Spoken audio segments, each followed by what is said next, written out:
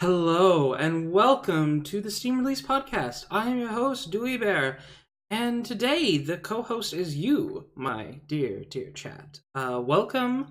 We have 15 interesting games that came out this last week. There were a lot of early access games too that I wanted to talk about, but they're early access games, which means we'd always have to give the sort of caveat that like, hey, this game's not complete, so I was not wanting for games, and this is, of course, for the last 2 weeks. So there were plenty of great games that came out, like Foley came out, so we're going to be talking about those. And I'm really excited to show it all to you. But for that, yeah, I'm your host, Jay Bear. For those of you who may be new today, I have been streaming on Twitch for about a year. This pretty soon I'm coming up on my year anniversary.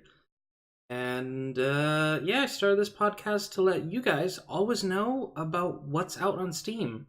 And so that there's not that sort of pessimism about, there's nothing coming out or there's nothing to play. Just like, trust me, I will help you find the games to play.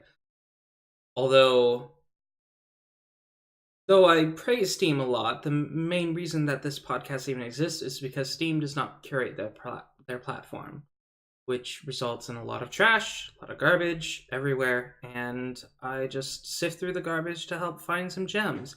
That said, I have not played all of these games. I've actually played none of these games. I've merely looked into them, and they seem to stand out in the sea of hentai match games or just garbage churn asset flip titles. These games aren't those.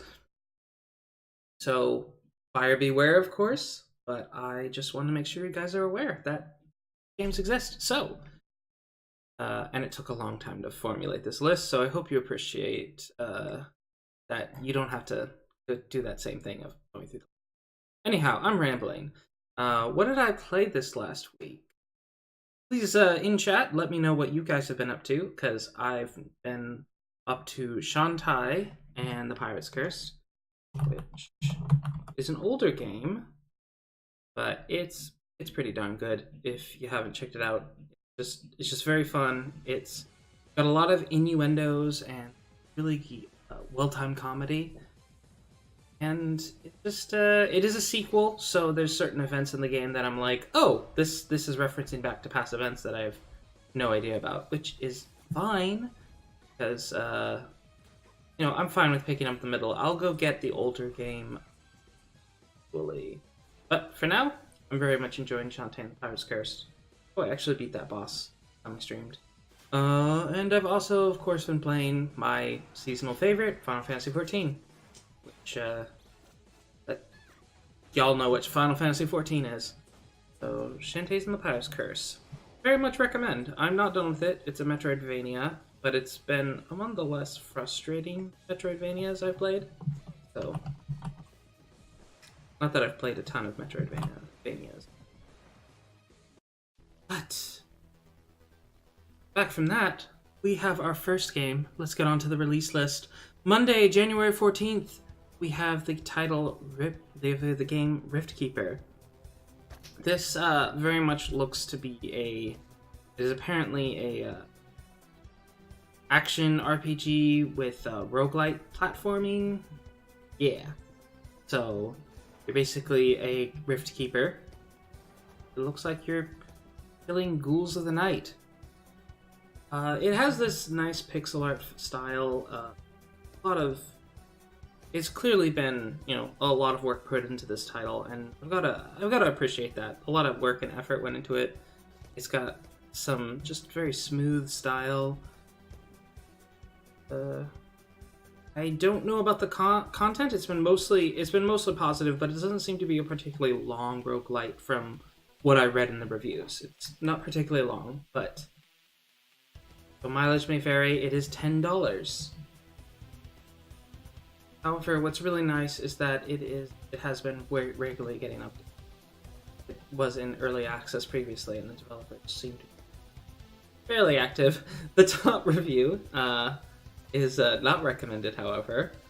but overall it is mostly positive reviews. I do believe, looking at the reviews, it seems to be up to 3 hours long.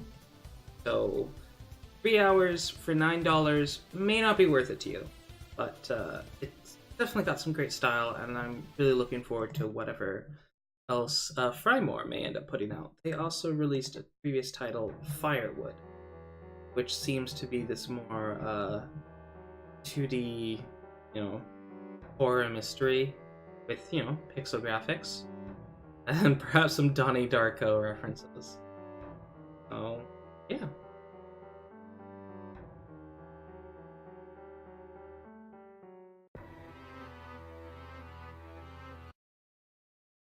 And with that, we have Riftkeeper, our first title of the week. Tuesday, now that is all for Monday, January 14th. Next we have Tuesday, January 15th, and we have My Time at Portia. Now, for those who have been watching the podcast, you will have probably noticed that we talked about this.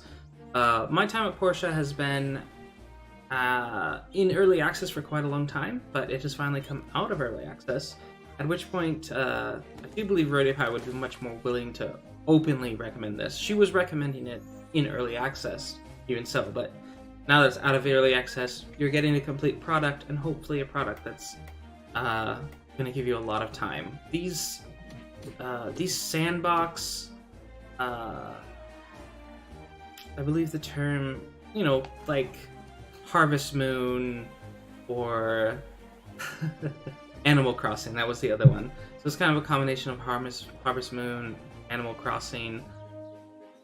Does this actually have multiplayer? No, this is a single player game, so don't assume that this is a single player game. It definitely has a lot of features that, you'd expect an MMO to have, but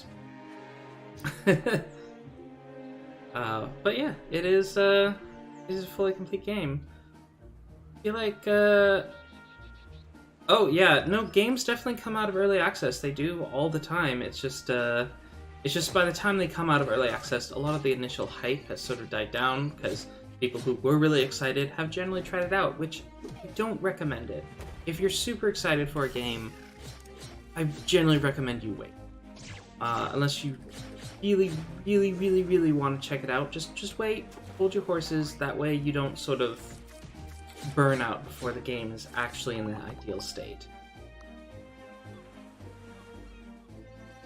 But yeah, it's a really beautiful farming sandbox. It's got a storyline too, and of course, you get to romance people, which is necessary in this type of game.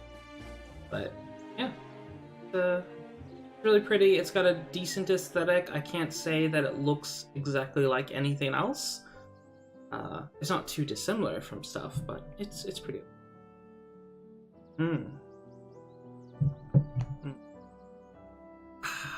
Yeah, games do in fact come out of early access. In general, I avoid talking about early access games again, because we're always going to have to get that caveat. And if there's enough games that legit came out, then we won't include any early access. I do, and if there's enough room, we do like to return to games. Even if we talked about them before, if they come out of early access, we do talk about them again, which I suppose is an incentive to developers to do early access, get 2 news cycles, which is sort of exploitative in that way as well. But news is news. I didn't make the game. I just we just have to play along. And with that, that's all for Tuesday, January 15th. My Time at Portia. Actually, do I have this on my wish list? I do believe I do. I'm not logged in on here, but I do believe I actually have it on my wish list. So, Thursday, January 17th, we have While True, learn, parentheses. This is a story about a programmer who's, making a program, and his cat seems to be better at programming than him. The cat sort of accidentally solve it. And so he ends up having to develop a device in order to understand what the cat is saying so that he can learn from this cat. So it's all about, it's sort of a, you basically learn logic and how to, you kind of learn a sort of coding in this game, which it's, you know, somewhat educational then, because you're putting things together to be able to speak to your cat, to make a program that your cat can speak to you through. So it's making all these connections and programs. Yeah, it's very fascinating. Apparently, you can make a self-driving car. So, yeah, it's very low graphics. It's a lot of graphs. It's a lot of interface. Like, this game is heavily based around interface and not necessarily animated gameplay. But it's just pretty fascinating. It's a fascinating concept. I love these sort of puzzle games, and I know quite a few people who really enjoy this kind of thing, where you just jump in and you code, which you're basically playing a game that people do for work. But, yeah, it can be cool. And it might even get you on the path to learning how to code. And with that, that's Tuesday, January 17th. Our next title is from Tuesday, that was Thursday, January 7th. Our next title is from Tuesday, January 22nd. And that is FutureGrind. Now, this game, FutureGrind, just seemed very... So, it's sort of like Fusion. A game Fusion, where it's all about, you know, you do this platforming, but the gimmick here, where you're making tricks on a bike and stuff, but the gimmick here is that you have two wheels and they each have different colors. And so you can only land on certain platforms with those two wheels, so you have to flip yourself at the right time to not get destroyed.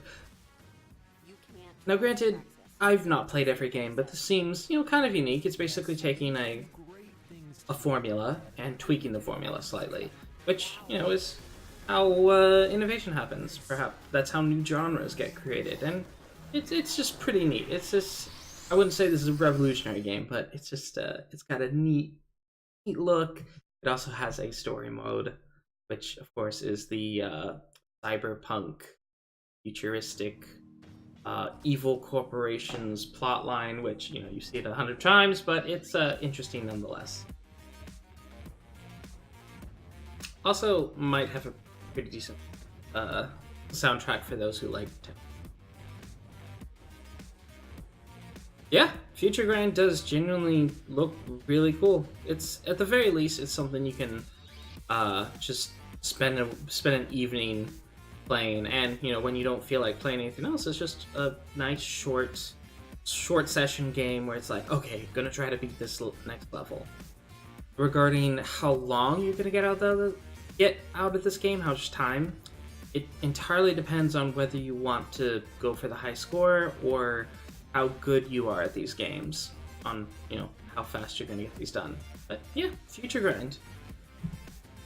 It definitely popped up to me, and it's got this it's 3D, like the 3D art that's sort of that old school, like what 1990s thought, you know, looked good for 3D. It sort of brings you back to that. Very cool looking, but at the same time very crisp. So it's using modern technology to give sort of a modern engine to give sort of an older look, low poly count, that kind of thing. It's neat. And skipping several more days, from Tuesday to January 22nd to Thursday, January 24th, we have KLAUS. So this one's had a bit of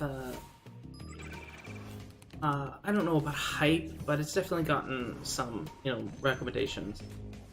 I've seen recommendations going around for this. It's sort of it's a platformer, and you kind of get abilities and upgrades, but you're basically, you wake up stuck in this facility. It seems to be sort of a you know, dystopian future 1984-esque. But you're stuck in this facility and you have KLAUS tattooed in your arm and you don't know what that means. Yeah, you also get this giant brute who ends up helping you out, and that's the giant guy that you see with the little guy. So right now there's a little guy on the screen. You can eventually see that big guy show up. And he's basically your partner, so you're controlling two little avatars.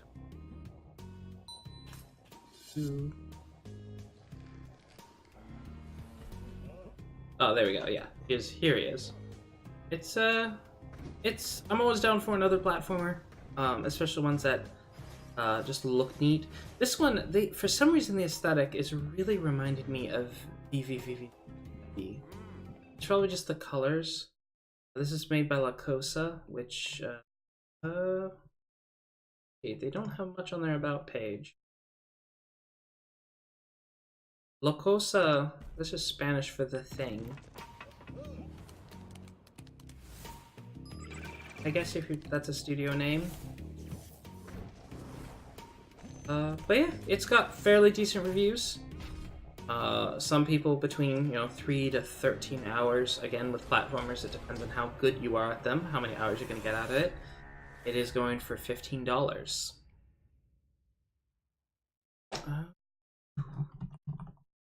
And we have another game for Thursday, January 24th. It is Pikuniku. If you have Twitch Prime, you will already have this game for free. Which, by the way, Twitch Prime, you have Twitch Prime if you have Amazon Prime, which I just discovered my roommates didn't realize they had that. But yeah, so Pikuniku. So the blurb is that you uncover deep state conspiracy and start a fun little revolution. In this sort of claymation, well, so they have claymation cinematics, but then the gameplay is sort of, very matte 2D sort of paper look, it's really cute. Very beautiful. I like the high frame rate, just kind of the physics-based platforming. Pikuniku.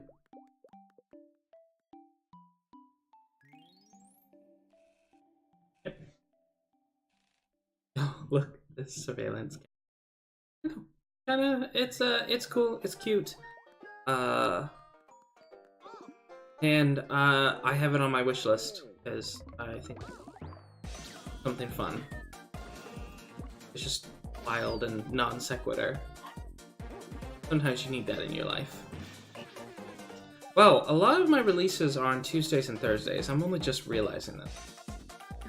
So, with that, from Thursday, we go for January 24th, down to Tuesday, January 29th. We have the game The Spy Who Shot Me. So, if you've ever played, I believe it was a PS1 game, it was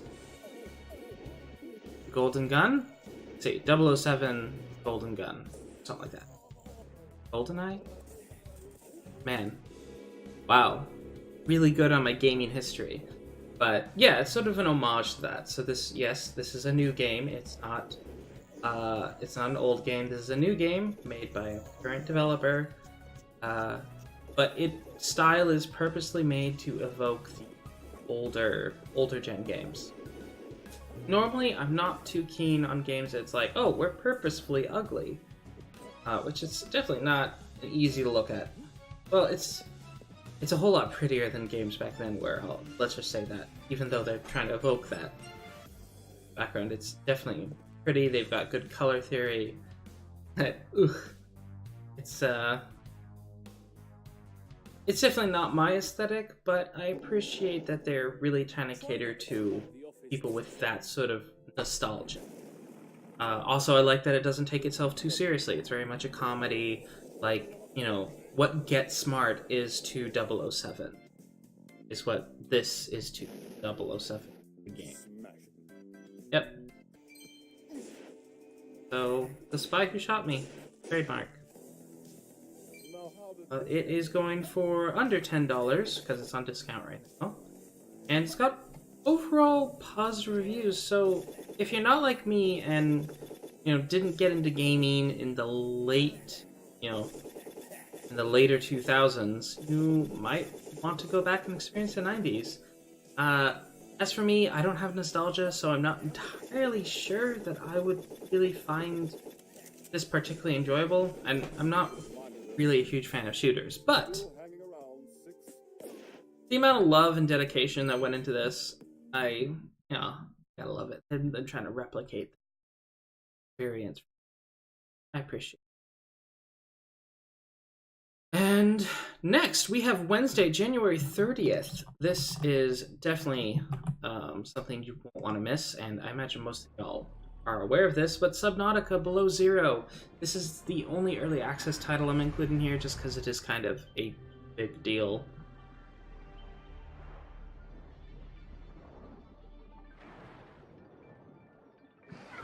I'm hearing noises upstairs. I think my upstairs neighbor's working out at the moment. But tapping on the ceiling, I mean. But yeah, so this is Subnautica Below Zero. It looks like it's more of the Subnautica that streamers know and love, just in the polar north. So, and if you're a veteran of the series or coming in new, this looks like it might be a fun game to check out. So it is in early access though, so my principles state, wait until it's fully out. But more weird fish, more weird animals, a new, fresh setting. It looks fun. It looks fun and wild, and it looks like we might actually get to be on the surface a bit more. Yeah, Subnautica Below Zero. I've not played the first Subnautica. I've just watched a lot of streams of it. I don't know when I'll check it out. I will, eventually. Now from very new to, again, evoking a really old style of game, we have Mage's Initiation, Reign of the Elements. Their technology stood defiant. So, pokey voice acting and narration. Really striking, From the ashes of the old world, hand-drawn animations. It's digital. It's digital art. This isn't hand-drawn, but it is. From past missteps. It's got that sort of storybook look to it, like the old-fashioned D&D artwork that you see on D&D books. It's just magical. It's neat looking. So yeah, in this you just play a young mage and he's learning how to be a wizard. And it's this point-and-click adventure type game, like Monkey Island, but with, more of a focus on combat and sort of a storyline questing and stuff. Savage goblins are on the warpath. So yeah, it looks neat. Overall it's been positive with 19 reviews. It is a very old style game. Sierra Quest is something people are comparing it to as well. I fear this task on the day but yeah, of your initiation. Looks like it's about 10 hours long, and it's going to cost you about $13. Yeah, Mage's Initiation. I hope you take some time to check it out. Let me see. Thursday, January 31st, we have Super Pixel Racers. I'm kind of surprised that this one still is on my list, because there were a lot of things. I guess I just never cut this one. But it's not bad. Not that it is bad. It's just there are just a ton of games that probably fit more in line with what I wanted to show. And this one does have mixed reviews. That's another thing. So it does have mixed reviews. Granted, if it was in early access, it may have gotten a lot of mixed reviews from then. Yeah, it's now out. Yeah, it looks like it was probably in an early access. You see. And it's mostly positive after the most recent stuff. Turn off review helpfulness. Yeah, so they've got a lot of negative reviews. They also have positive reviews. Unfortunately, the negative reviews are in Chinese and Korean, so is this a localization issue, possibly? It could be. For all I know, it could be a localization issue. But yeah, so this is a top-down racer, pixel aesthetic, so it's all sprites, with, you know, drifting and different game modes. So it's, and of course, chiptune music. If all of those things kind of hit what you want, Super Pixel Racers can be yours for $14. And because I'm not really into racing, I don't have too much more to say. Our next title is Ark Savior. This is also from Thursday, January 31st. Go there. There we go. So Ark Savior is a story-based starfighter. Yeah, like a space shooter. I guess that would be the term. So dogfighting game. I am trying to figure out whether it is. I don't think it's on rails. Yeah, it does definitely look like you are steering. The sort of jittery effect when you're moving, though, I mean, maybe that's intentional, like they're trying to give a sort of sense of acceleration, but I'm not, or like of gravity, getting some G's and the one side or the other. I don't know what their goal is there. Normally that sort of turbulence would only happen in an atmosphere, not in space.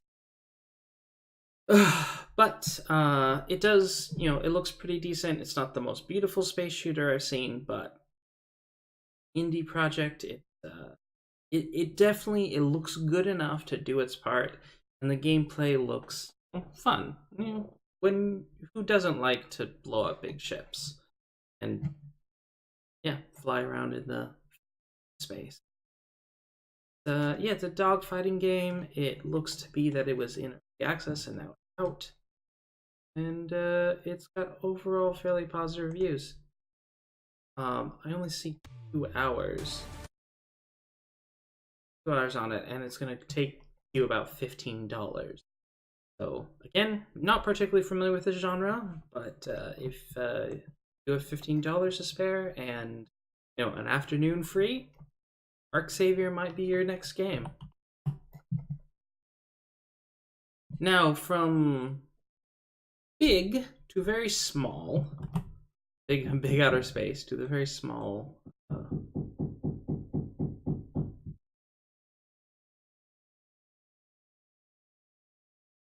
Is that hammering?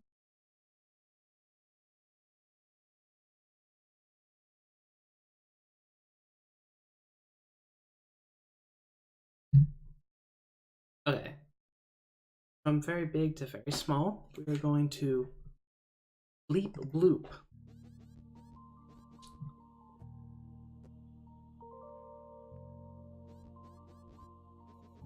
I'm just hearing now. So Bleep Bloop is a game where you play little slime things. Yeah, and it's basically you are using the 2 slimes to help each other get from one part of the puzzle to the other. It's a very simple concept, but it's genuinely it just seemed very smooth gameplay. I like puzzle games personally. Sort of a fun thing to sort of try to get through, and yeah, you just kind of got this sort of cute aesthetic. This is the type of game that you could easily give a kid and just let them have at it. Yeah, Bleep Bloop. Alright, now, Thursday, January 31st, the final game from today is Lovecraft's Untold Stories. So this is a pixel art horror game with kind of an isometric view. I'm really into it. Just that whole pixel art isometric look. You know I love pixel art. This is the new age of pixel art. This is what the 2010s have been. And I'm really looking forward to what 2020 is going to be. This is Lovecraft It's a roguelite with RPG elements. So it's Lovecraftian horror setting. This hits so many buttons for me. I personally don't like horror, but Lovecraftian horror got me there. Also, this isn't a horror game. This is a RPG. Shoot 'em up, not shoot 'em up. You have agency, which means that you didn't. It's not really a horror. Full agency. Oh, and just Cthulhu, right? It looks beautiful. It's also going for $15. Well, a lot of games full 15, but it looks like there's 10 hours. Yeah, so it's probably going to give you a full meal of content. Oh, 40 hours. Whoa. Okay, 40 hours. Holy crap. Hey, Goddess Weeb. Yeah, I'm glad to be doing an episode as well. I just want to make sure that you guys are informed, even if I don't have a co-host. Well, I will have a co-host next week. It's not like she abandoned me. She just went to FanFest. And with the whole moving thing, I did not have time to secure another co-host. But that's life. I still want to make sure people get informed about, what games are out. Right. With that, Friday, February 1st, we have Wargroove. Now, this game has had a ton of attention. I've seen it on Twitch streams all over the place. It's kind of like, they have like an anime. Oh. So, this is kind of like Shining Force, but you have sort of troops, and then you have your hero that runs the troops. And it's just this big, war-type strategy game. Turn-based strategy. Gotta love some turn-based strategy. There's a bunch of storylines. I do believe each of the champions has their sort of own storyline. And you have, the different factions. So you've got, there's a lot of actual, single-player content, and then there's also multiplayer, which is pretty fun too. Also, you get to have a golden retriever paladin. So, game of the year possibly. And again, pixel art hits so many of my buttons, especially as someone who loves Shining Force. This one's been in early access for a very long time, but it did finally come out of early access. It'll charge you a full $20. But with 606 positive reviews, I don't think you have much to worry about. The final title in our release list is Rainswept. So Rainswept is an adventure game. So basically, click to select things and travel around. It's a murder mystery.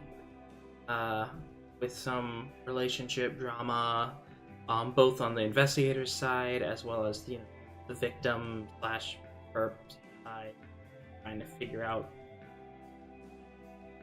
murder mysteries. It's got 11 positive reviews. It hasn't really gotten noticed that much yet, but it's this really neat aesthetic. I quite like it. Again, it's sort of the paper, animated paper look, very at artwork, minimalist, but very pretty.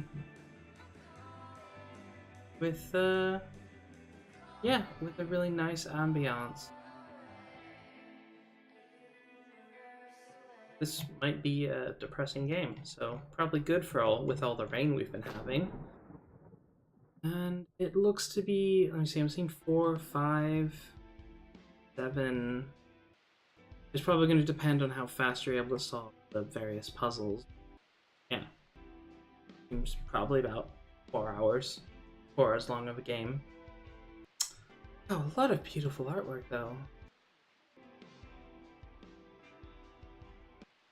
Really good artwork. So, your experience is really gonna depend on how good the story is. I'm not so much into adventure games personally, but I'm pretty sure RodePie will love this. We might end up talking about it next week. So, with that is Rainswept. guess it's down to the plugging. I am your host, Dewey Bear. I've had a pleasant time letting you guys all know about what's out there, what are the games out there, and I just gave you some 15 games. The VOD will be up on YouTube as soon as possible, and yeah, guess that's all. Signing off for this week. We'll be back next Sunday with Roadie Pie in probably a new wig and who knows what who knows what look like she'll be going. But that's always kind of. I really need to put some more effort into looks. Yeah. Hola. Howdy. Yeah. Oh man, it's like a lime green plan killer. Howdy. We're just wrapping up the podcast. I might stream a bit later, but I have laundry to do. But yeah, just we just ran through the releases this week. So yeah, you can find the VODs on my YouTube channel. I will have timestamps on the YouTube video as soon as possible now that I'm moved in and not living at another places. But yeah, thank you. And signing off. See ya. And